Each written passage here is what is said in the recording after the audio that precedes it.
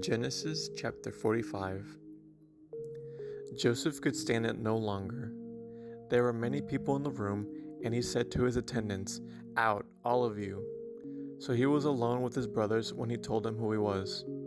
Then he broke down and wept. He wept so loudly the Egyptians could hear him, and word of it quickly carried to Pharaoh's palace. "I am Joseph," he said to his brothers. "Is my father still alive?" But his brothers were speechless. They were stunned to realize that Joseph was standing there in front of them. "Please come closer," he said to them. So they came closer. And he said again, "I am Joseph, your brother, whom you sold into slavery in Egypt. But don't be upset, and don't be angry with yourselves for selling me to this place. It was God who sent me here ahead of you to preserve your lives. This famine that has ravaged the land for 2 years will last 5 more years, and there will be neither plowing nor harvesting. God has sent me ahead of you to keep you and your families alive and to preserve many survivors.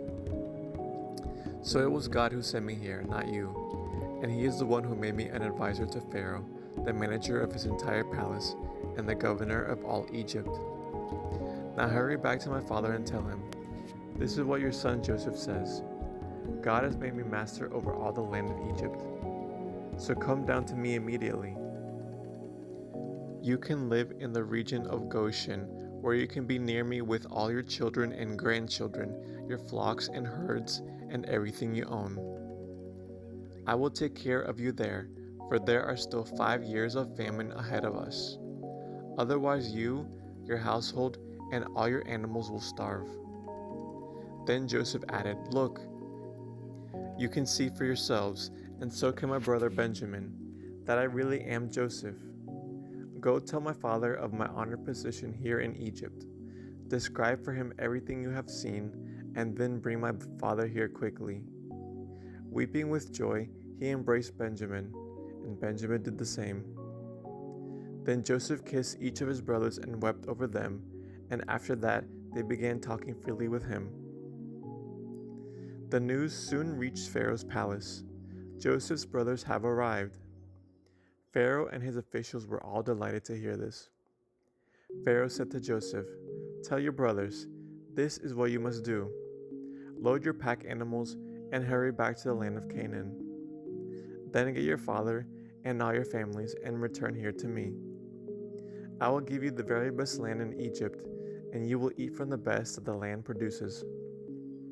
Then Pharaoh said to Joseph, 'Tell your brothers, take wagons from the land of Egypt to carry your little children and your wives, and bring your father here.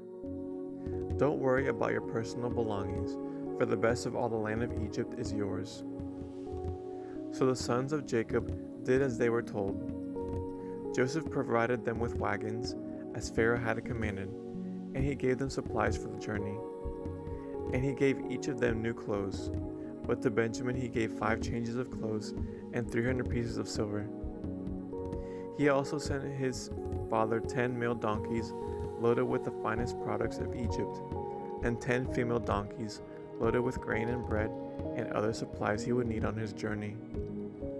So Joseph sent his brothers off, and as they left, he called after them, 'Don't quarrel about this along the way.' And they left Egypt and returned to their father Jacob in the land of Canaan.